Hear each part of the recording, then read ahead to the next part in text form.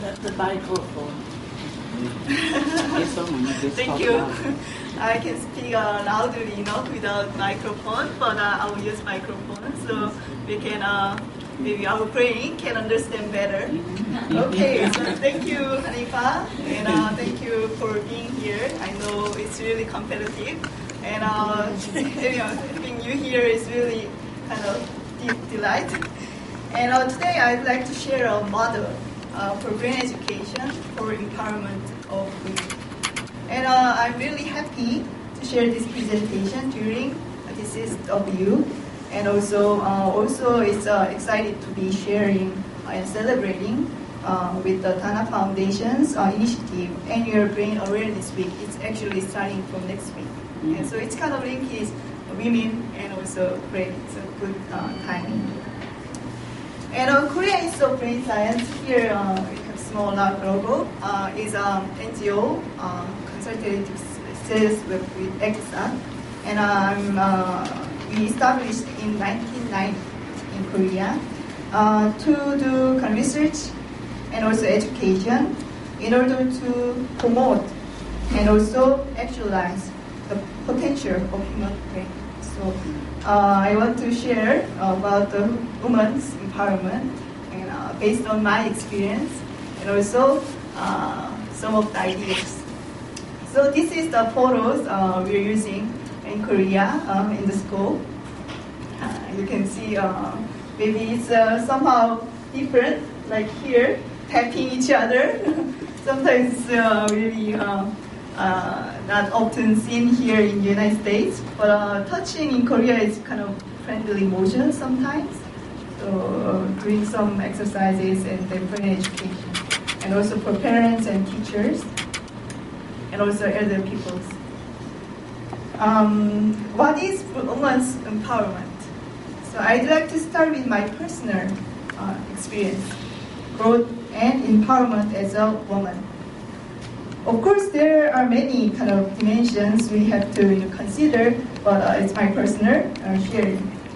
I was born and raised as a first child of happy and regular and middle-income family in South Korea. While I was growing up, the economy of South Korea made quite an improvement by about 10 to 15 times during its progression from a developing country to the kind of advanced economic country that exists now. Also, the status of women has continued to make great progress. For example, there is now a larger number of women going to the college than men. Professionally, the rate of women, like doctors, also has increased from 12% in 1980 to like 20% here. And almost half of the licensed women are doctors are women, newly licensed. So today, also South Korea is kind of referred to be a good example of improvement when considering issues of gender equality. Even with this improvement, I have often experienced feeling of discrimination or cultural pressure on gender roles and also status. Both of my parents earned degrees at a university level, but my mother majored in education and became a teacher, but after marriage, she chose to be a housewife and then became a mother. It's also a good choice. When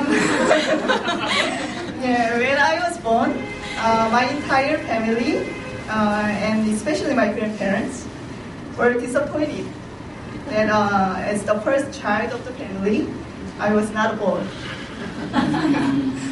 And even though my family loved me very much, and then I attended excellent schools and performed very well academically, there was always a little more attention to my younger brother, since as a first child, first son, he was expected to take a role as a leader in the family. Although the number of cases has been greatly reduced, there are many abortions happening due to preference of boys still. Also many plastic surgeries of women's kind of image of the women. Also, when I was in the medical school, there was definitely a preference of males in certain fields. For example, like OBGYN, obstetric and gynecology, board was limiting the space for new female OBGYN doctors. Because men, actually, the one who are making decision making at that time, wanted to kind of protect their business. Even today, there are only 14 female neurosurgeons. So when I was young, I was upset and very sensitive about not receiving safe treatment as my kind of male counterpart. So I became a little aggressive and also competitive to be noticed. But later I could realize that I was living with a kind of victim consciousness. And through my personal experience with brain education, which was not actually specifically targeted for women, but for empowerment of humankind, I gained self-confidence and self-esteem and decreased my kind of need to compare or compete, and no longer saw myself as a kind of inferior or a victim of culture. I realized I was focusing more on outside influences rather than myself and being respectful to myself. After these changes, I was able to make even more progress. Rather than remaining a cultural victim or discrimination, I could see myself as a person who has the power to change myself and the community. And I think this following sentence has the same meaning, which I quoted from the Change, Choice, and Power book from the ITPF and UNFPA, Young Positives. Women's empowerment is a process which embodies self and cannot be attained through the direct intervention of outside agent. So I think the status of women can be different in all regions and cultures, and whether we are in developing or developed countries, we are all under development. We all need to improve and enhance ourselves and our culture until we have an unbiased respect for each other, whether someone is male or female, Asian or American, or healthy or disabled, or young or old. We all need to empower ourselves, and we are all still in the process. And a greater equality and women's empowerment seems to play a key role in the progression of the economy and standard of living. Like GDP per capita usually is better in better equality, and also happiness of the people. Per some of the books recently published, is better if there is greater equality. And according to UNIFEM, the process requires these 4 elements, each one as a step to the next.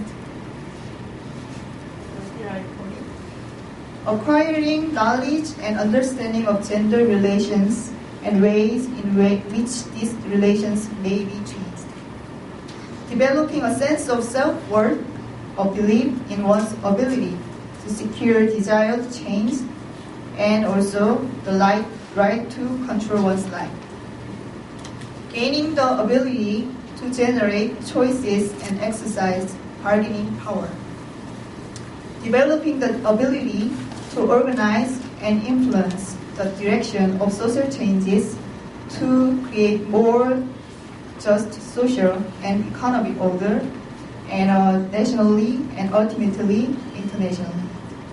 And I think this is the process that I have gone through, and also I'm still going through, and today I'd like to share and suggest brain education approach based on these steps and the principle of brain education. And the brain educational approach. And what is the brain education approach?